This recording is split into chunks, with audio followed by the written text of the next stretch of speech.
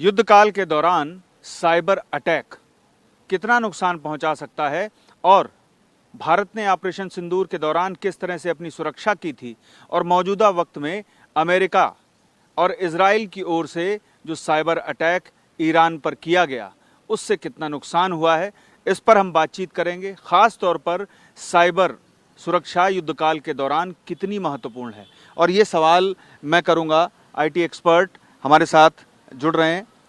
श्रीकांत जी, मैं सबसे पहले आपसे ये जानना चाहूंगा कि युद्ध काल के दौरान साइबर सुरक्षा कितनी महत्वपूर्ण है। देखिए, हर जगह आज की डेट में साइबर सुरक्षा के तौर पे हर देश की ज़रूरत है। अपनी सुरक्षा के लिए साइबर को मजबूत रखना, हर किसी बंदे की शख्सियत की लोकेशन को ट्रैक करना, वहाँ की सारी भूमि, सारी स्थिति को जानकारी लेना, ये युद्ध काल में हर परिस्थिति में बहुत महत्वपूर्ण होती है। अभी जैसे आपने देखा होगा, ऑपरेशन सिंदूर में भारत ने पाकिस्तान के कई महत्वपूर्ण ठिकानों पर सीधा हमला किया, वहाँ की बहुत क्षति हुई। इसका बहुत बड़ा रीज़न था कि साइबर सिक्योरिटी के अंतर्गत हमारे यहाँ के साइबर स्पेशलिस्ट ने वहाँ के लोकेशन को ट्रैक किया और सटीक निशाने पे वहाँ वार किया। ठीक इसी अंतराल पे अभी जो आप देख रहे होंगे, ईरान पे हमले हो रहे हैं इजराइल के द्वारा, अमेरिका के द्वारा, वो भी सबसे बड़ा रीजन वहाँ के साइबर अटैक ही एक महत्वपूर्ण भूमिका निभा रही है। रीजन वादे सभा ऐप को हैक करना, वहाँ की ऐप को, वहाँ की न्यूज़ वेबसाइटों को हैक करना, अपने मन मुताबिक न्यूज़ देना, लोगों को भ्रमित करना, ये बहुत महत्वपूर्ण भूमिका है किसी की अर्थव्यवस्था, इंफ्रास्ट्रक्चर और वहाँ की न्यूज़ चैनलों को तोड़ना, क्रैक करना और वहाँ पे एक भ्रामक जानकारी उत्पन्न करना। यानी कि अगर युद्ध काल के दौरान वहाँ की न्यूज़ एजेंसी और वहाँ के बैंक्स और वहाँ की ट्रैफिक और वहाँ की जो राष्ट्रीय सुरक्षा की व्यवस्थाएं हैं, अगर उनको कंट्रोल में साइबर हमले के ज़रिए कोई दूसरा देश अपने हाथ में ले लेता है, तो ऐसी स्थिति में फिर जो युद्ध लड़ रहा है देश अपना बचाव कर रहा है, उसके लिए बड़ी मुश्किलें खड़ी हो जाएंगी। निसंदेह उसकी पूरी बुनियादी ढांचा ही चरमरा जाएगी और कहीं पे भी वो अपनी सुरक्षा करने में भी अनकेपेबल हो जाएगा। कोई भी उसको अपने मन मुताबिक मोड़ कर अपने हिसाब से उसमें भ्रामक जानकारी दे सकता है, मन मुताबिक उसकी लोकेशन ट्रैक करके उस पर वार कर सकता है, उसको हानि पहुंचा सकता है और बहुत कुछ दूसरे देश की कंट्रोल अपने हाथ में लेके अपने इच्छानुसार हर तरीके से उस पर काबू कर सकता है। यानी यही वजह है कि ईरान पर जो साइबर अटैक हुआ कल और उसमें जो बचाव था उसमें वो पूरी तरह से सफल नहीं हो पाया, इसके पीछे वजह ये है कि जो विशेषज्ञ अमेरिका और इजराइल के पास हैं आईटी क्षेत्र के, शायद वो ईरान के पास नहीं है। निसंदेह बहुत बड़ा रीजन यही है, क्योंकि अमेरिका, इजराइल इन सब में आज की डेट में बहुत अत्याधुनिक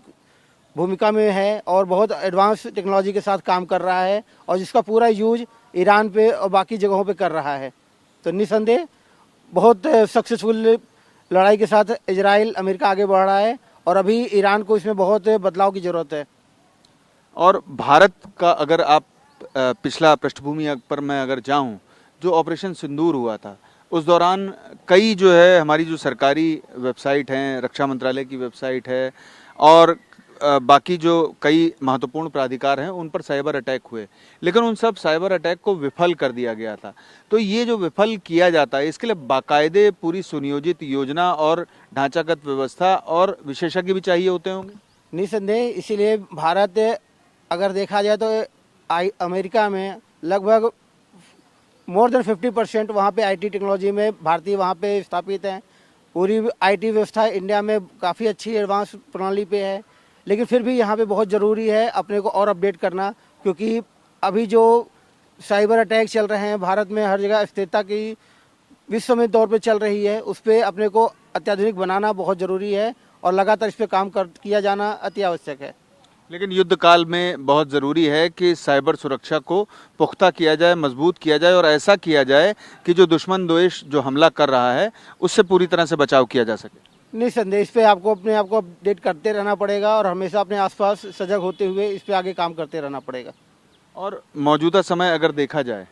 तो ईरान इस मामले में काफ़ी पीछे है, क्योंकि जो साइबर अटैक किए गए थे अमेरिका के द्वारा और इजराइल के द्वारा,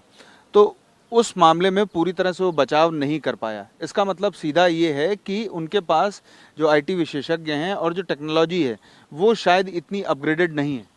देखिए, निस्संदेह मैंने आपको यही अब पहले भी बोला था कि अगर आपको सामने वाला जिस तेज़ी रफ्तार से चल रहा है, अगर आप उसको लगातार कैप्चर नहीं कर रहे हैं, उसको देख के उसके पैरेलल आप अपने को एडवांस नहीं बना रहे हैं, तो आज नहीं तो कल आप पीछे होंगे और इसका खामियाजा आप और आपके पूरे देश को भुगतना पड़ेगा। चूँकि आप विधि क्षेत्र के भी विशेषज्ञ हैं और मौजूदा समय भारत में जो न्यायपालिका है वहाँ विभिन्न क्षेत्रों में जो वर्चुअल हेयरिंग है उसका उपयोग किया जा रहा है,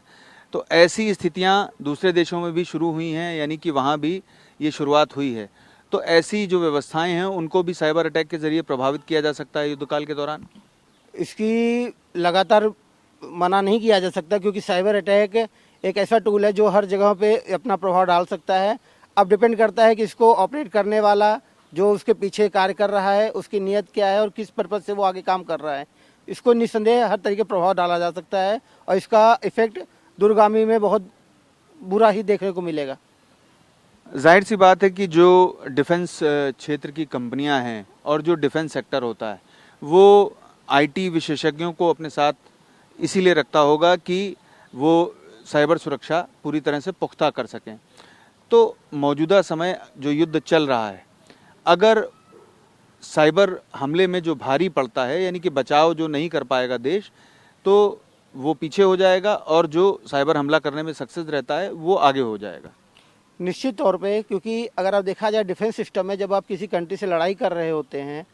तो आपके फेवर में सामने वाले दुश्मन देश की नेताओं की, उनकी खुफिया एजेंसी की, उनके परमाणु हथियारों की एग्जैक्ट लोकेशन कहाँ है, कहाँ पे आपको वार करना है, कहाँ पे निशाना लेना है, कहाँ पे, और उसका क्या प्रभाव आपके आगे आने वाले युद्ध पे पड़ेगा, उसके प्रभाव पड़ेगा, ये आपको प्रेडिक्शन उसी लोकेशन के हिसाब से ही मिल पाएगा। इसलिए वहाँ को ट्रैक करना और उसके लोकेशन के हिसाब से आपकी आईटी टीम को अपडेट होना बहुत ज़रूरी माना जाएगा। हमसे बात करने के लिए बहुत बहुत शुक्रिया। तो आपने सुना श्रीकांत शुक्ला जी को, जिन्होंने हमें बताया कि अगर किसी देश से युद्ध किया जा रहा है तो ऐसी स्थिति में सबसे ज़रूरी ये है कि साइबर सुरक्षा भी पुख्ता हो, क्योंकि वित्तीय क्षेत्र, रक्षा क्षेत्र और उसके अलावा देश भर के जो क्षेत्र हैं उनकी साइबर सिक्योरिटी अगर पुख्ता नहीं होगी तो ऐसी स्थिति में आपको खामियाजा भुगतना पड़ सकता है। पीयूष पांडे, TV9 भारतवर्ष, नई दिल्ली।